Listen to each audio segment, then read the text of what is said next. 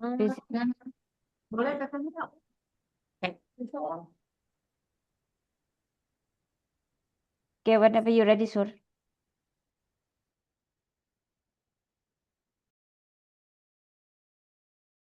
Suryani. You can start. You can start. She cannot hear us. You can start, Suryani. Suryani. Apa, Miss? You can start. You can start Boleh, now. boleh. Oh, okay, Yeah. okay. Sorry. Oh my God. Okay. So good afternoon, everyone. Welcome to our book club again. Book Brewers, actually. So today we are going to listen to some of our friends who are going to share their book. So first of all, we have two lines today. First will be Donald, and later on will be followed by Miss Pipit, right? So Donald, are you going to be the first? Yeah. The one is fine. Yeah, Okay. Donald you or can. Miss Pipit, it's okay. Yes. Chap chip chip come back, chup. Okay. Sure. All right. Pipit or Donald? Donald. Yeah, me Donald. first. Donald then. Okay. Thank you so much. Yes. Let's listen. Okay, thank you, Suryani, for the time. Thank you, everyone. So the book that I want to present for today is, the title is Thinking in Systems by Daniela Meadows. So first of all, why I chose this book? Because I'm interested in books about how to think, in a sense. That is how to improve the way we see the world, how to improve the way we think. In the past, I read books about thinking in terms of probabilistic. There is a book on that. And this book is something that I haven't known. So this is something new for me. It is thinking in systems. So I think this is an important toolbox on how to think. That's why I chose to read this book. And I asked AI what is the best book for system thinking, and this is the book that is recommended. And in this book, actually, I haven't finished the book. There are 7 chapters, and I finished up to 4 chapters. So there are still three more. Maybe next month I will share the next three, or I will share another book. It depends. But I read this book slowly because I think it is an important book, not a book to read quickly. Actually, the AI ChatGPT says this is a high ROI book, a book with high return on investment. So because it can improve the way we look at the world. So I want to share about some takeaways from this book. So many of the things that we see or experience is actually a system, but we do not see it as a system.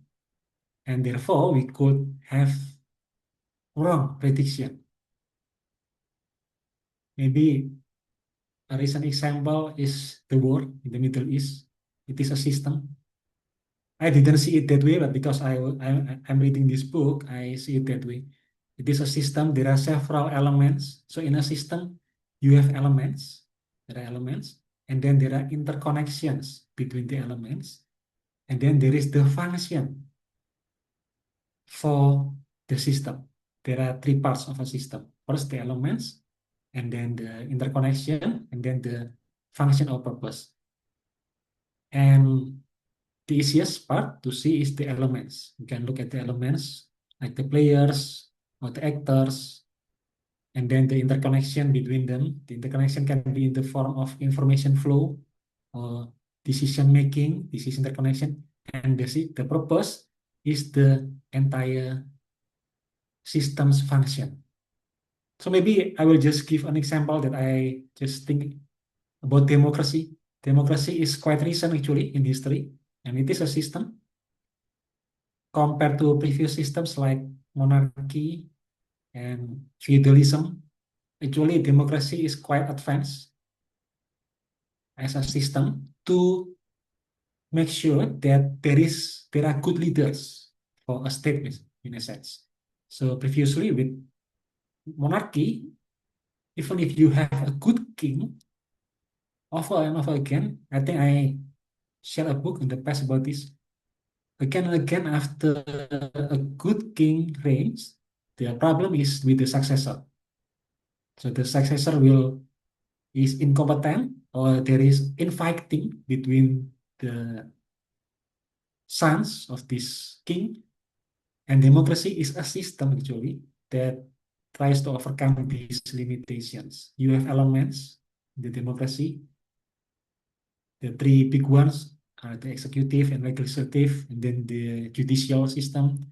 And then you have the interconnection between them, information, and then the purpose. The purpose, if the democracy is working well, is to ensure the continuation of the state. That is the purpose. So that is an example of a system. And then another part of the system is we have something called a stock, these are terms, and flow. There is a stock and a flow. For example, the amount of money in the cash register is a stock, and then when we sell something, we get some revenue that is flow because it increases the stock, and then we need to pay for some raw material or pay to the supplier, that is outflow, that reduces the stock. So we have stock, and stock doesn't have to be tangible, it can be intangible. For example, maybe we are optimistic or pessimistic. Actually, optimism is a form of stock also. Our level of optimism. We can have high level of optimism or low. And then there's a stock, and there could be information that decrease our optimism or increase our optimism, this outflow. And the book also explain about different types of systems. Maybe later, if there are questions, I can go into those. So there are systems with one stock, with two stocks, with different kind of loops. So another component of a system is loop or feedback loop. Feedback loop. There are two kinds of loop. Balancing loop, meaning it will try to put the system back to a certain value that is called a balancing loop. And then there is another loop called reinforcing loop. It will try to increase the value of the stock exponentially. So these are two different kinds of loop. And after we learn about these terms, stock, flow, loop, reinforcing loop, balancing loop, we can start to look at everything and we try to dissect the components.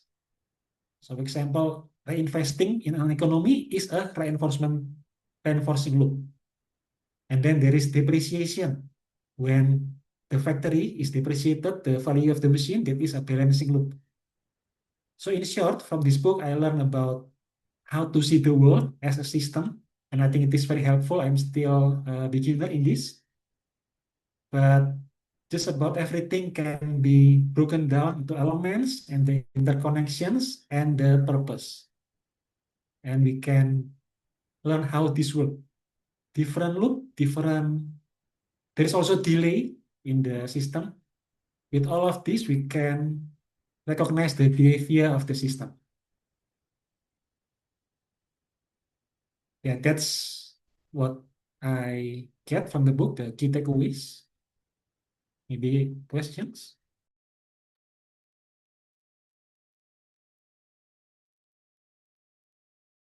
Back to Suryani. Suryani is frozen. Wait, I have a question, but want to wait for Suryani.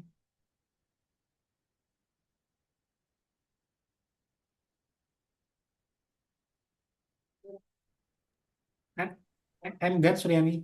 Now, questions. Thank you so much. But before that, let's give a question for Donald. Yeah. Thank you so much, Donald. Okay. Okay. So from what I listened to your explanation just now, it's very theoretical as of now, yeah. How try to create certain template where with this template we can analyze the world. Basically, a lot of things in this world are in the form of system, right? So after reading until chapter 4, were you able to implement this systems thinking into your daily life? Like, how do you put it into practice, for example?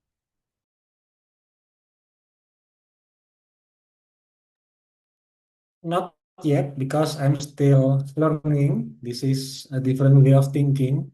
I think it takes time. Actually, this subject is the original name is called system dynamics. System dynamics, and it is started at MIT, Massachusetts Institute of Technology. But this author tried to make it easier the for the general public. So actually, this is full of mathematics called system dynamics, and now it is made simpler through this book. If the question is whether I have applied this, not yet, because I'm still in the stage of building the system mindset. I'm still in the stage of trying to understand the components. So the current stage that I'm in is I start to see at the news, for example, as system at work. Yeah, I'm still at that phase, not farther than that yet. This is not a book that I plan to just read quickly and forget, but something that I plan to build over time, this kind of thinking.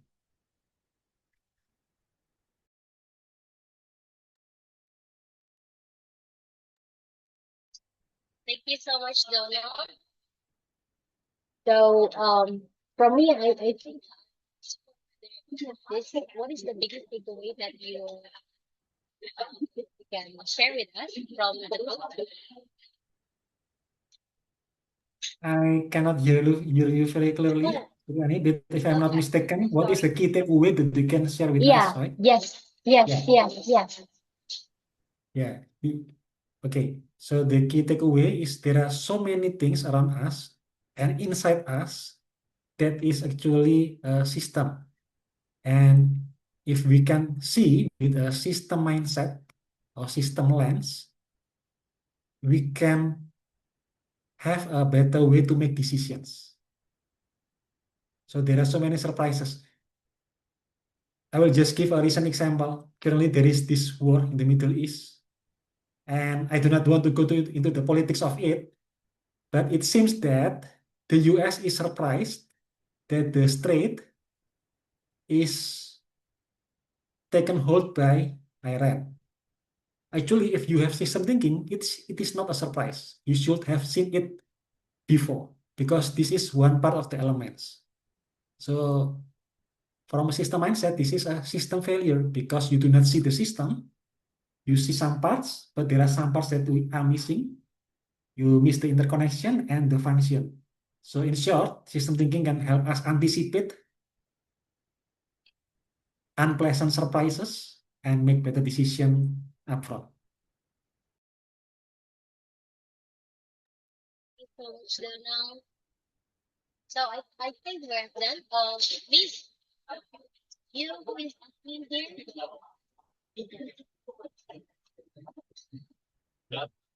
Sorry, I cannot hear clearly. Pipit, can you hear? Okay, I think we go with Pipit. Oh, okay. Who is admin? Is that your friend? Yeah. I don't know. We need to ask. Who is admin? That again.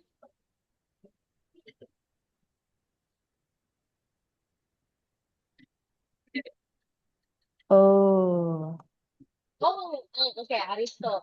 Yeah, yeah. He's okay, my okay. friend. Suriani's Feel friend. All right. ready. So I'm Sure. going to oh, by the way, Donald, thanks for the example. That's what I wanted to ask earlier, whether you are able to give an example how this system thinking has actually put into practice. Okay. So the fact that the US did not see it coming, that the Hormuz Strait would be blocked by Iran, showing how they were not able to do systems thinking properly. I think that's a good example for me to accept. So, is it, in other words, does it mean that after we get the systems thinking, nothing will surprise us anymore? So, there's not going to be the black swan in which surprise us? Well, we will still be surprised. There is actually one chapter that I have read about the different ways that systems can surprise us. There are several ways that it can surprise us. If we still have time, I can explain it briefly. Go So ahead. first, we only see the events, but we do not see how these events become a pattern over time. So that is level two. We must look at the behavior, not just the event. The event is like the news today. We have the new space mission, for example, the today news, right? The space mission. This is event, but how is space venture in the last decades? This is behavior. So it is deeper. And then there is one level even deeper. It is called the structure. The structure is the elements that I mentioned before, the stock, the flow, the feedback loop. So there are three levels. If we look at the event, we will be surprised. If we go to behavior, we will be less surprised. Next reason why we can be surprised is because many systems, the behavior is non-linear, while we are accustomed to linear. That is, if we try to push twice harder, then the result will be twice. But actually, oftentimes that is not the case. So it is non-linear. You boom the country twice as much, you think you can make them surrender. But if it is non-linear, that is not the case. So that is the second one. And another one is limited information. So everyone act in their interest, but they have limited information. So because we can only see our part, we can be surprised. And also there are delays. There are delays. Maybe the government increase or decrease the price, and they hope to get the effect in the economy immediately. That is not the case because there is delay in the system. It will take many months or years to get the effect. So these are several things that can give us surprise. Understanding this will make us less surprised, but we will still be surprised. That's what the book says. There is actually one more thing, the boundaries. There are things that we consider as inside the system, and there are things that are outside. What we decide as inside or outside can affect our conclusion. So that is another source of surprise, the boundaries. Does it mean we can only minimize the surprise, but we never eliminate it completely? Yes. Okay. Actually, well, it's quite deep, the book. Actually, you can design a system so that it will behave properly by itself. So it is called self-organizing system. That would be nice. Does it still Self-organizing need system. human intervention in it? Yes, the human will design the incentive and the flow of information. Again, democracy is an example of it. And Yeah. it can become self-organizing system. Okay. Oh, nice. So Well, I cannot wait for you to finish this book. So, probably how to devise a self-sustaining, self-organizing system. That would be a great information out there. Okay, so I'll start mine, yeah? Okay. Halo Suryani and Aristo, ya? Ada sama. Terus Suryani said, Miss, aku ke toilet bentar. Maaf. Alright, so the book I'm going to share today is the apartheid in South Africa. I still have 3 more to go from this series. So there we go. This is for this month. And I'm close to finish actually, only around 4 pages left. But I think I'm ready to share. I had this summary I put together. So basically, this is all from my Witness to History series, 1, 2, 3, all the way till 10. So this is the last one, which is apartheid in South Africa. So let's start from the meaning. Apartheid means apartness, the conditions when races live separately, basically, right? So apartness. That's probably etymology that we need to know. And then the first white people who came to South Africa was actually from the Dutch, from Netherlands. And then originally in South Africa there were only two native people called the Sons and the Hoi Hoi. The Sons and the Hoi Hoi. But then during the same time there were quote unquote invaders from the north and from the south. So the one from the south, aka the coast, is from Netherlands, the Dutch people. The one from the north is Bantu people. So you heard of the Bantu uh race, not race, ethnic groups actually that time were seen as invader as well, even though they were also have the same color as the Sons and the Khoi, but they were considered also invaders because they're not originally from the South African area, the one that we know now. Uh, what is it called? Uh, Commonly we know or conventionally we know of. And then that is actually one of the justification of the Dutch people who came to invade South Africa, because they said why the Bantu people were allowed to invade from the north without much of resistance, but the Dutch people got a lot of resistance. Is it because of the color of their skin, something like that? So they use this justification for hundreds and hundreds of years when they fought for the land there. Okay, and then after the Dutch worked the area and then they found gold mines, minerals, something like that, then of course the Brits would come. Whenever there's this shiny gold, the Brits would come, right? And then because the Brits came, the Dutch, they were outnumbered in terms of arms and weapons, things like that. So they fled to the north part. They call it the Great Track. So they left on foot to find the area that has not been developed yet. And that put them clash with the Bantu people because Bantu people ruled the north area of South Africa, right? But then the Bantu people was pushed back. So now this new area belonged to the Dutch. And then so these Dutch people formed two states that time called the Free Orange State and the other, I forgot the name. Wait, you find the name? It's very Dutch word. Uh, I forgot the name. Oh, Transvaal and Orange Free State. But then guess what? After they settled the area, they found another gold mine there. They found another gold mine there. And then, of course, whenever gold is found, then the Brits also like to take over the area again. So the they became the start of the war between the Dutch and the Brits to take over or to decide who the ruler of the area was. And they use a lot of quotes that time from famous people.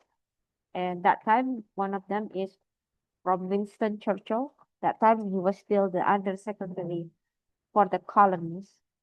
He said that these people, the South Africans, should be treated as children, should not be treated cruelly, but neither they should have freedom. So they are treated as children, and the parents here were the Brits who have plans for them. So they're not allowed to have their freedom. It's only allowed to follow their plans, even though not treated cruelly, according to this book. And then another thing is, along long before apartheid became a formal policy, there are a lot of acts ruling the land already apartheid in nature. For example, the fertile and mineral-rich land belonged to the whites, and the total land mass that belonged to them was 92.7%. While that time the white were the minority, which is 1 to 5. So they were really outnumbered 1 to 5, but they own 92 more than 92% of the land in South Africa. So you can tell how the wealth gap between the white and the native South African people was pretty big. And surprisingly, in World War I, World War II, it was when the chance actually came for the native people of South Africa to actually fight for their equal rights. Because of World War I and World War II, a lot of white men had to go to war far away from South Africa. So that left a lot of vacancies in South Africa. And these vacancies were filled by black men that time.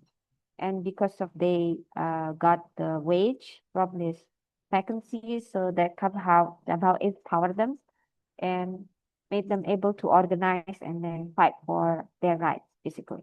So they had the National Congress and things like that. They organized, basically. They also gain power through collective bargaining and strikes and things like that. One of them is, basically they took advantage of every chance to do a strike. For example, when the bus fare increased even just by 1 cent, they just grabbed the chance to protest, basically. So they actually did not really mind the bus fare, but they used the opportunity to organize a strike, basically. Donald, are you okay? Okay, I thought you were. All right. Another thing is, what was funny was that time the white men went against the racist Germans during World War II. But there are also racists back home, especially coming from the war. It created an interesting irony. Yeah. They went in a faraway land to fight against racist regime of Hitler, but then they were also racist themselves back home. And then, okay, we have the justification of apartheid. There were three, and it was enshrined in their declaration. It said number one, saving the white people from the threat of cheaper labor competition, because the non-whites that time were willing to be paid a lot less. So the white people were kind of afraid to lose their jobs. One, and then second one is they don't want to allow black people to be swamped by white people's technologies and advanced economies. So they said, how to make it sound like we're doing it for the sake of them. We don't want them to be swamped by our white people's technology and advanced economy. That. And the last one, they said they want to avoid conflict for supremacy. They thought the conflict for supremacy between the white and black people was inevitable. That's why it's better to separate that. But this is the three justification. And then the last thing, three. The last three is there were a lot of policies coming out of the apartheid principles. For example, they banned interracial marriage or even sexual activities. They separated neighborhood areas with strict boundaries. And basically, and also little known, it was a lot of people committed suicide because they were not allowed to marry the people they loved because of this uh, interracial marriage act. They banned people, from mixed race to get married. A lot of people actually commit suicide that time because of not allowed to marry the people they love. And the most common way to commit suicide that time is uh, with the leading themselves or to the upcoming train, basically. So they had to guard a lot of places to avoid people committed suicide. But then they did it out of financial consideration rather than out of empathy. Because, when someone died in the rail tracks or something that kind of disrupt the transportation. So they did it out of financial consideration rather than morality. Second one is communist ideas spread among Black people because they gave them the courage to fight uh, the white people that time. So because of that reason, communism was also banned in the country. This kind of became the motivation of the Black people. And then last but not least is about education. The education was modified to educate non-whites as the subordinate and prepared them for jobs that were assigned to them. And then that time, the whites saw their duty was to only Christianize the Black people, and there's no duty to educate them to actually have skills. So they only educate them about Christian teaching, but nothing else, basically. So they allocate money to teach students, African students, about uh, religion, but they did not want to actually give them life skills, basically. So that's what I last thing I read. But there are three more chapters about how apartheid ended, the the pressure from inside and outside. But even one thing that is interesting with South Africa was actually exile or isolated, even among the League of former British colonies. So there's this league of the former British colonies called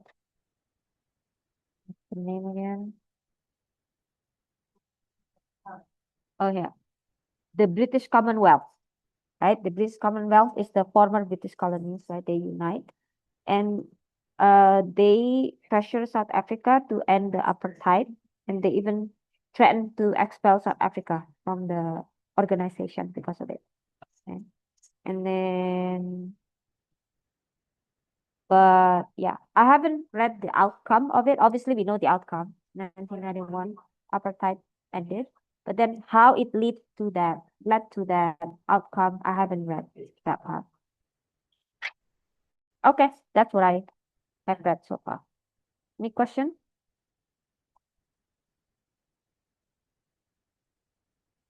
I don't know where Suryani is. Okay. Um, Yeah, waiting me, for Oh, Suryani. that's let it. me just Yeah, turn Suryani, off please. my video, okay? I think my Okay.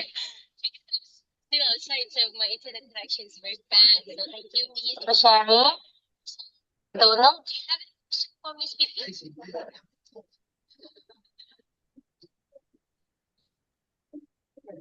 Okay, questions. Yeah. Yeah. My question is, why is it that apartheid only happened in South Africa, as far as I know, when actually there are other countries where indigenous and white people mix, maybe in another part of Africa or in South America, Brazil. I believe there are many white people and also people of the indigenous people, but there is no apartheid there. I Yeah. heard Mm. in his explanation that the wealth gap was very big, only 20% of white people, but they have like 92% of the land. Is that the only factor of their attitude? Okay. There were two examples the book gave about the United States that time. The United States, uh, the white people that time were still the majority compared to the other minority, right? So, but somehow it also led to the same outcome, which was also their own kind of apartheid system, right? They also had all of the separateness until what, 70? Right? So I think no matter if it's the composition of the minority versus majority, either way somehow ended up as separateness. According to the book, this is my negation to the book, because the book said that South Africa is different from the US. US, white people still the majority, they should not be afraid. But then in South Africa, the white people or the minority 1 to 5. That's why they should feel afraid. They are, in the sea of black people or something they call it. That's why they use that as a justification to implement apartheid. But then we know that no matter what the composition of the minority and the majority, the outcome is still the same, apartheid of their own brand. Okay. Second of all, I think in other parts of Africa, they did not really give that much freedom to the native people. I think the one which is famously did it actually Belgium and France. They colonized parts of Africa. Almost no, what is it called? Yeah, no chance to flourish as in the native people of South Africa. So more like, because how ruthless Belgium and France were in this area, that they didn't even need apartheid to somehow separate themselves from the native people. It is already apartheid by nature. So they did not even need a policy to make that somehow legal or to make that even more pronounced than before. So I think, but that was my opinion after they give the example of how, at least in South Africa, the Dutch was the one ruling them. The native South African people still had chance to do economic activities. So that's why they still had jobs and things like that. While in other part of colony of Belgium and France, it's almost, they did not have as much freedom in terms of economy. Yeah. No chance to do uprising or something. Okay? I hope that answers it. Yeah, that is an interesting take because with that one of you, apartheid is actually shows that the black people there have more opportunities, and because of that they need to be contained officially. While in other places there is no such opportunities, so there is no need for this policy. Yeah. So interesting thing. But I think the you. most famous one is the Belgium rule. Belgian rule in Africa is, I think, the most what is it called? Ruthless, yeah. Famously. Yeah. King Leopold or something, right? The second. Okay. That is it. Suryadi Aristo. Yes. Aristo. Thank you, Miss. Are we only are you gonna present a book, Suryani? Yes, I think that I'm going to skip today. You know, so this. Yeah. It's kind of difficult technically, right? Yeah. I'm Okay. very sorry. No worries. Aristo, are you still driving? I'm here. Still driving? Okay. I think we can post with the book right now. Hang on. Let me take. Let Can me we take my try? book. Oh yeah. Hang on. Okay. Well, Aristo, are you still driving? Yeah, I've arrived, you have but I arrived. don't. Okay. Yeah. You want to show your face so we can probably You I want think to show Aristo your want to face to say us? something. Sorry, what? Yeah. I cannot hear you. Aristo, you want Hello? to say something? No, I mean like I can't hear your voice. Hello? Okay. You cannot hear. Okay. Well, we cannot help it. I don't know what to do then. Okay, let's take photo, yeah. Okay. Suryani, ready? 3, 2, 1. Okay. See you next month. Thank you. Right? See you Thank you, next Suryani. one. Thank you, Bye-bye. Aristo. Okay, thank you, everyone. Thank you. Okay, Thank thank you you. I all. hope better connection Okay, next boss. time, Suryani.